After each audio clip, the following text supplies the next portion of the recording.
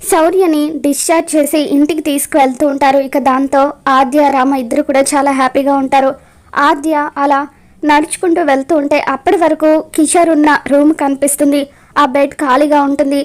ఇక గోడకు good health is better wealth అని ఒక పేపర్ అంటించి ఉంటుంది. ఇక దాంతో ఆద్య అది చూసి చారు వీడియో కాల్లో కిషోర్ని చూపించినప్పుడు గోడకు అది అంటించి ఉండడాన్ని గుర్తు చేసుకొని కిషోర్ అదే హాస్పిటల్లో ఉన్నాడన్న విషయాన్ని తెలుసుకుంటుంది. వెంటనే డాక్టర్ దగ్గరికి వెళ్ళి, చూడండి డాక్టర్, ఈ విధంగా మీరు మా నాన్నని హాస్పిటల్లో పెట్టారని మా పెద్దనాన్నకు చెప్పినా, పోలీసులకు చెప్పినా ఎలా ఉంటుందో తెలుసా అని చెప్పి ఆద్య అంటూ ఉంటే, మీ నాన్నగారు చాలా రోజులుగా ఈ హాస్పిటల్లో ఉన్నది నిజమని చెప్పి ఆ డాక్టర్ ఆద్యకి చెబుతూ ఉంటారు. ఆయన కోమాలో ఉన్నారు. ఈరోజు ఆయన ఎంత చెప్పినా వినకుండా, మా నర్సు ఆపడానికి ప్రయత్నించినా వినకుండా ఎక్కడికో వెళ్ళిపోయారని చెప్పి డాక్టర్ అంటూ ఉంటారు.